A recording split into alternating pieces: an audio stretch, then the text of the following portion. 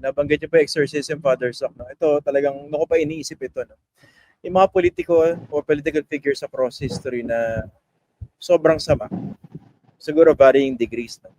Ito, let's talk about yung specifically yung dating Pangulong Rodrigo Duterte. Publicly, napakabastos ng bibig, minura Panginoon, minura Santo Papa, he caused the death of thousands of people, at inamin naman niya yun. Yung ganyang klaseng politiko ba, pwede na siya i-consider the very least for exorcism. Alam mo, nung Holy Week, ulit-ulit kong sinabi sa mga tao na mahal ba ng Diyos si Judas? Mahal ba ng Diyos yung sundalong sumaksak sa kanyang tagiliran? Gusto ba ng Diyos na maligtas sila? Ang sagot ay yes. Does the Lord love the Virgin Mary more than He loves the devil? The answer is no. Mahal ng Diyos ang Virgin Mary, mahal din ng Diyos ang devil. Ang kaibahan lang ay yung response. So, nasabi ko na yan. So, ang ibig ko sabihin ay gusto man ng Diyos na maligtas, makapunta sa langit si President Duterte? The answer is yes. Kasi gusto ng Diyos ang lahat maligtas. Pero, kung tayo ang tatanggi doon sa offer ng Diyos, ay hindi naman tayo pipilitin din ng Diyos. Sasabihin, hihilahin kita kahit ano mangyari, dadalhin kita sa langit. No. The Lord will always respect our freedom.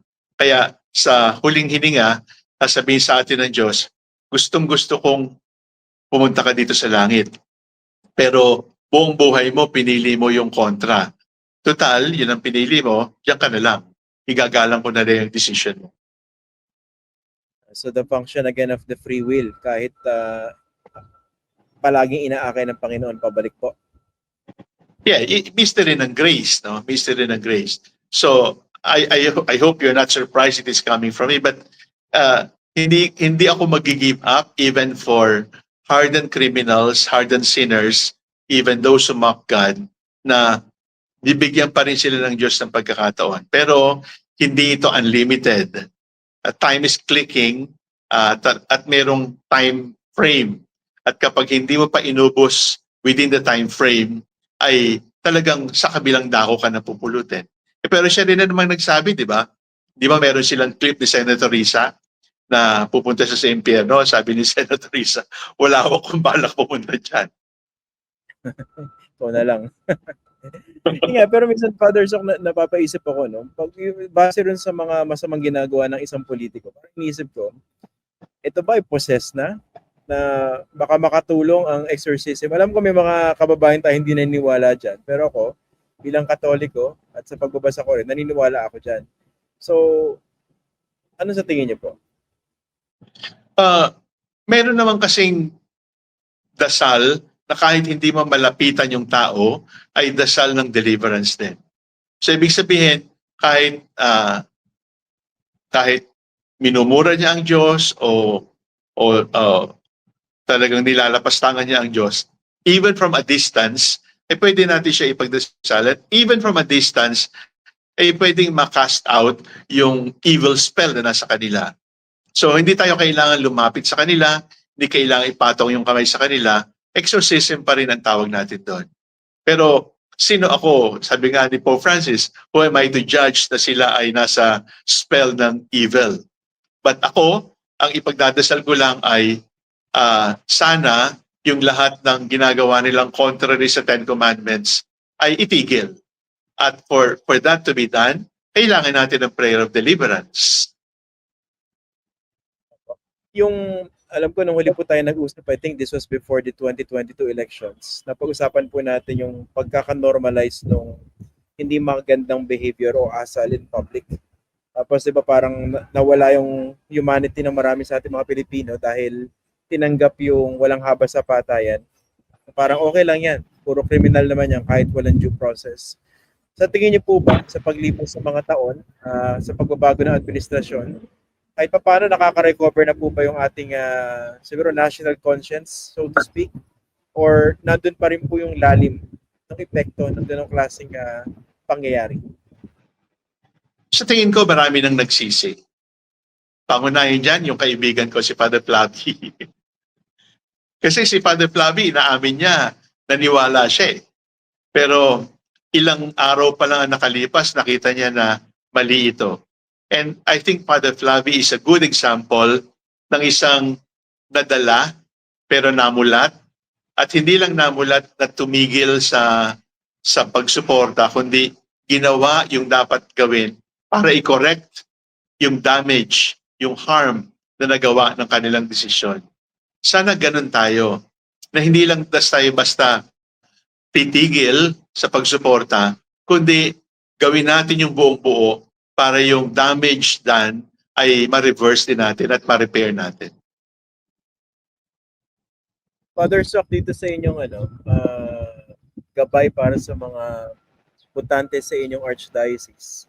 So, pangunahing issue na binanggit niyo po, corruption, no? Pangalawa, yung problema sa China, yung sa healthcare, tapos huli yung political dynasties.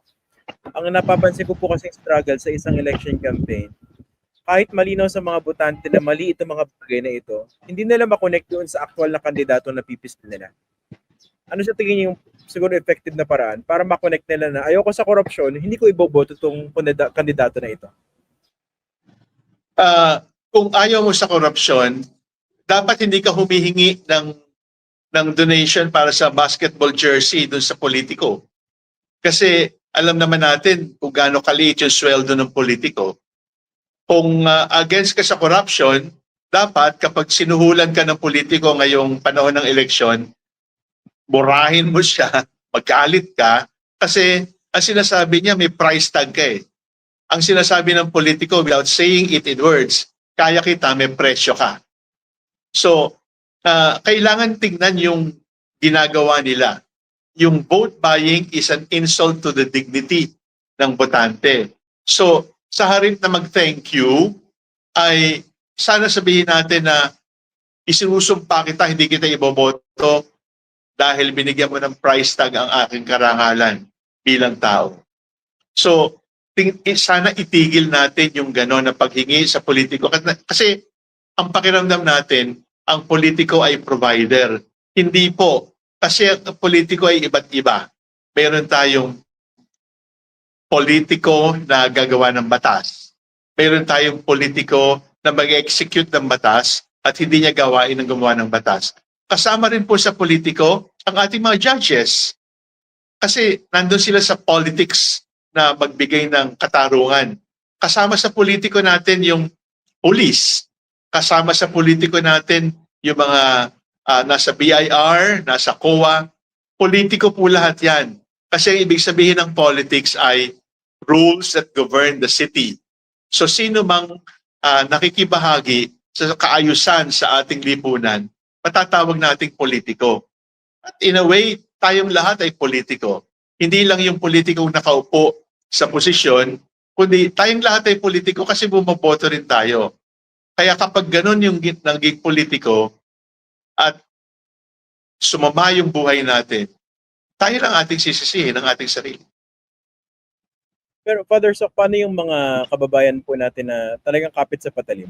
Yung hirap makaraos sa isang araw na understandably pag nilapitan ng isang kandidato o ng mga alipores nila para magbigay ng ayuda, kahit alam nilang vote buying, tatanggapin na lang kasi they have to tend to their families, di ba?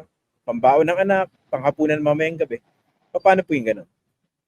Merong iba't ibang levels. In an ideal world na everybody is provided, dapat tanggihan natin. Pero hindi naman tayo palaging nakatira sa ideal world.